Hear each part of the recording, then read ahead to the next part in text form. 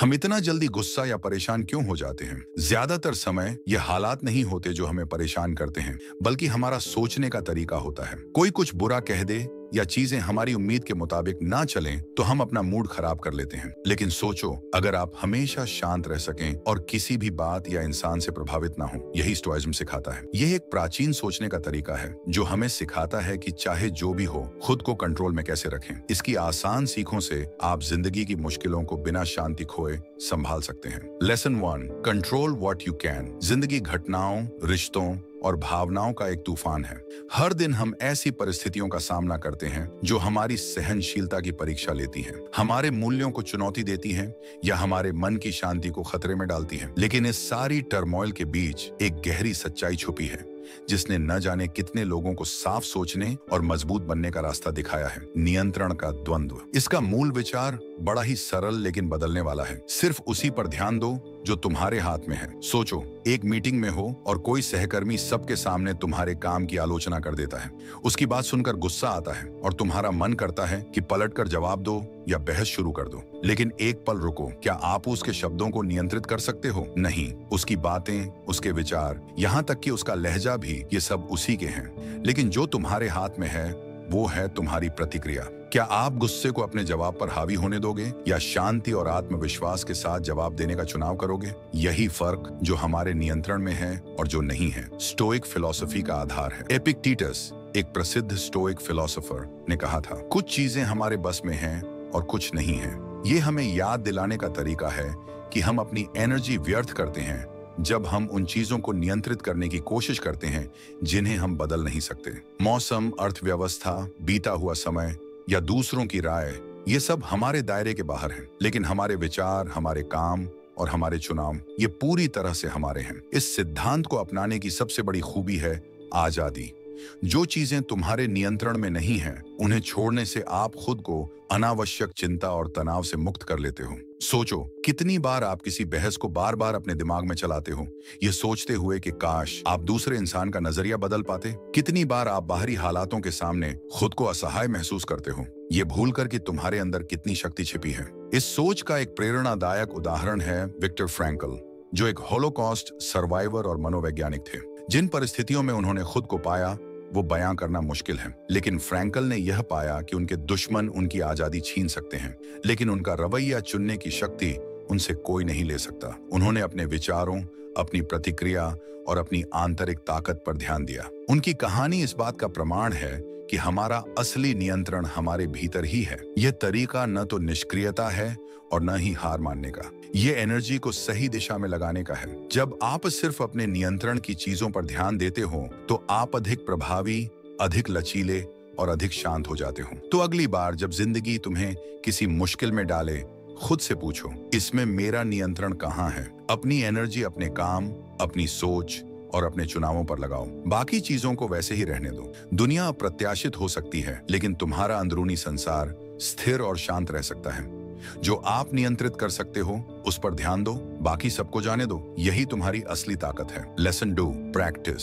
प्रीमेडिटेशियो मलोरम। जिंदगी हमेशा वैसे नहीं चलती जैसे हम सोचते हैं। चाहे हम कितनी भी प्लानिंग कर लें, रुकावटें अक्सर आती हैं, हमें हैरान कर देती हैं और कई बार तनाव या निराशा में डाल देती हैं। स्टोइक्स, जो इंसानी स्वभाव को गहराई से समझते थे, इसे अच्छी तरह जानते थे। जिंदगी की अनिश्चितताओं के लिए तैयार रहने के लिए उन्होंने एक तकनीक बनाई जिसे प्रीमेडिटेशियो मलोरम कहते हैं, यानी बुरे हालात की कल्पना करना। ये सरल लेकिन गहरी तकनीक आपको संभावित परेशानियों की कल्पना करने को कहती है, ताकि आप मानसिक तौर पर मजबूत बन सकें, न कि नकारात्मकता में उलझें। जरा सोचिए, आप एक महत्वपूर्ण मीटिंग में जा रहे हैं जहां आपको अपने आइडियाज पेश करने हैं। आपने मेहनत की है और आप में आत्मविश्वास भी है, लेकिन क्या होगा अगर कोई आपकी बातों पर सवाल उठाए? क्या होगा अगर कोई साथी आपके तरीके की आलोचना करे? इन संभावनाओं से चौंकने की प्रीमेडिटेशियो मलोरम की समझ मीटिंग्स या प्रोफेशनल सेटिंग्स से कहीं आगे जाती है। इसे रोजमर्रा की जिंदगी में कैसे लागू किया जा सकता है? सोचिए, ट्रैफिक में जाना है, देरी की कल्पना कीजिए और पहले से ठान लीजिए कि आप धैर्य बनाए रखेंगे। किसी प्रियजन के साथ कठिन बातचीत की तैयारी कर रहे हैं, उनके संभावित रिएक्शन की कल्पना कीजिए और सोचिए कि आप कैसे अपने आप को शांत रखेंगे। कोई नया काम शुरू कर रहे हैं, रुकावटों की कल्पना कीजिए और पहले से सोचिए कि आप कैसे बिना रुके आगे बढ़ेंगे। यह अभ्यास आपकी भावनात्मक और मानसिक रेजिलियंस बढ़ाता है, जो स्टोइक फिलॉसफी का एक महत्वपूर्ण हिस्सा है। यह आपको उन चीजों पर ध्यान केंद्रित करना सिखाता है जिन्हें आप नियंत्रित कर सकते हैं, आपका रवैया और आपके कार्य, जबकि बाहरी घटनाओं की अनिश्चितता को स्वीकार करना सिखाता है। जितना अधिक आप इस मानसिक अभ्यास में लगेंगे, उतना ही कम आप अचानक होने वाली चीजों से परेशान होंगे। आप जिंदगी की कठिनाइयों से अछूते नहीं हैं, लेकिन अब आप उनके शिकार भी नहीं हैं। कुछ लोग सोच सकते हैं, क्या समस्याओं के बारे में सोचना नकारात्मकता को बुलावा नहीं देता? इसके विपरीत प्रीमेडिटेशो मलोरम साहस का कार्य है। यह संभावित असुविधा का सामना करने का एक तरीका है जिससे उसकी डराने वाली शक्ति खत्म हो जाती है।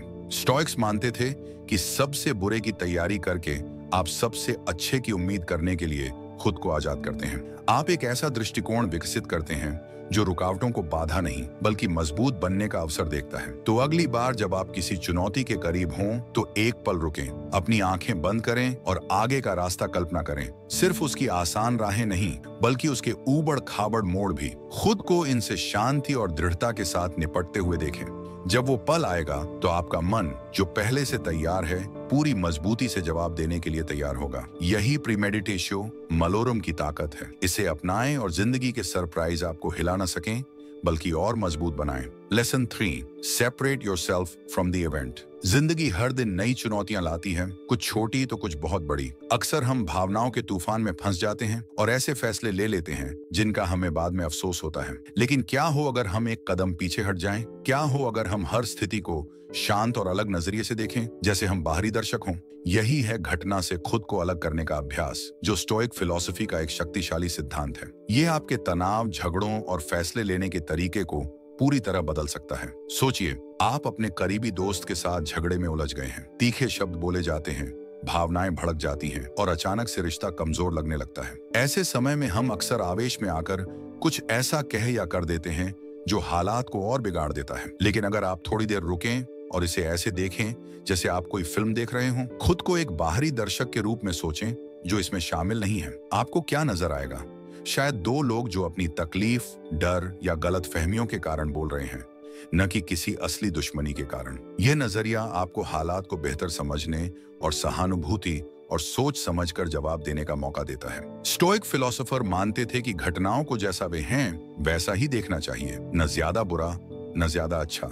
मार्कस ऑरेलियस, जो कि रोम के सम्राट और महान स्टोइक फिलोसोफर थे, खुद को बार बार याद दिलाते थे कि अपने मन को बाहरी शोरगुल से अलग रखें। वे समझते थे कि हम ये तय नहीं कर सकते कि हमारे साथ क्या होगा, लेकिन हम ये जरूर तय कर सकते हैं कि हम उन घटनाओं को कैसे देखेंगे और उनका जवाब देंगे। जब हम एक कदम पीछे हटते हैं तो हमें स्पष्टता और आत्मसंयम मिलता है। लेकिन इसे अपनी जिंदगी में कैसे अपनाएं? जब भी तनाव या झगड़े की स्थिति हो, खुद से एक आसान सवाल पूछें, इस स्थिति को एक बाहरी व्यक्ति कैसे देखेगा? यह सवाल आपको उस पल की भावनात्मक गहराई से बाहर निकालने में मदद करता है। एक और तरीका है कल्पना करना।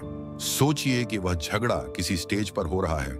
आप दर्शक दीर्घा में बैठे हैं और शांत मन से देख रहे हैं। जितना ज्यादा आप इस अभ्यास को करेंगे, उतना ही आसान होगा अपनी भावनाओं को सच्चाई से अलग करना। एक और उदाहरण लें, काम पर किसी डेडलाइन का तनाव, चिंता और निराशा आपका ध्यान भटका सकते हैं। घबराने की बजाय रुकें, सोचें कि आप अपने किसी दोस्त को यही स्थिति समझा रहे हैं। आप उसे क्या सलाह देंगे? शायद आप उसे शांत रहने, प्राथमिकताएं तय करने और व्यावहारिक समाधान खोजने को कहेंगे।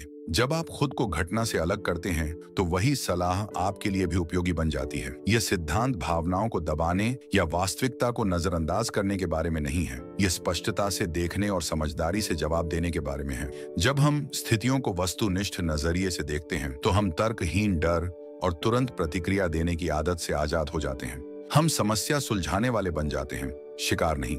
इस अभ्यास की ताकत इसकी सादगी में है।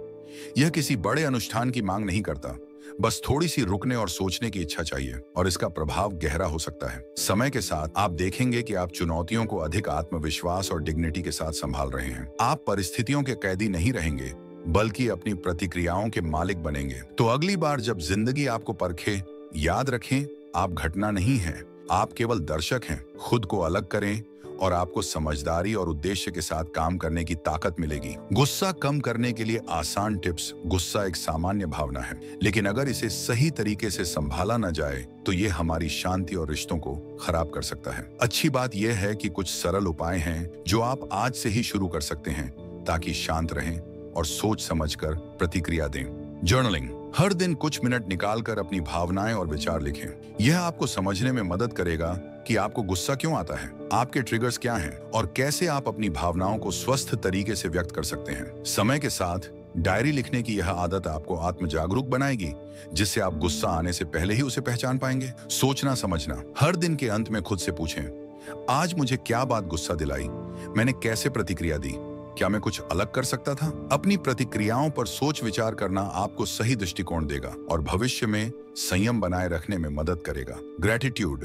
जब गुस्सा आए तो रुकें और 3 चीजों की लिस्ट बनाएं जिनके लिए आप आभारी हैं। आभार प्रकट करने से आपका ध्यान गलतियों से हटकर सकारात्मक चीजों पर जाता है, जिससे संतुलन और संतुष्टि का एहसास होता है। इन छोटे छोटे अभ्यासों को अपनी दिनचर्या का हिस्सा बनाएं और फर्क देखें। समय के साथ आप खुद में एक बदलाव महसूस करेंगे, एक शांत और संतुलित व्यक्तित्व जो जीवन की कठिनाइयों को सहजता और धैर्य के साथ संभाल सके। इस वीडियो को देखने के लिए धन्यवाद। अगर आपको यह वीडियो पसंद आया हो तो कृपया लाइक करें, देसी स्टोइसिज्म चैनल को सब्सक्राइब करें और नोटिफिकेशन को ऑन कर लें ताकि आप भविष्य के वीडियो मिस न करें। अपनी राय मुझे कमेंट्स में बताएं और इसे अपने दोस्तों के साथ शेयर करने में हिचकिचाएं नहीं।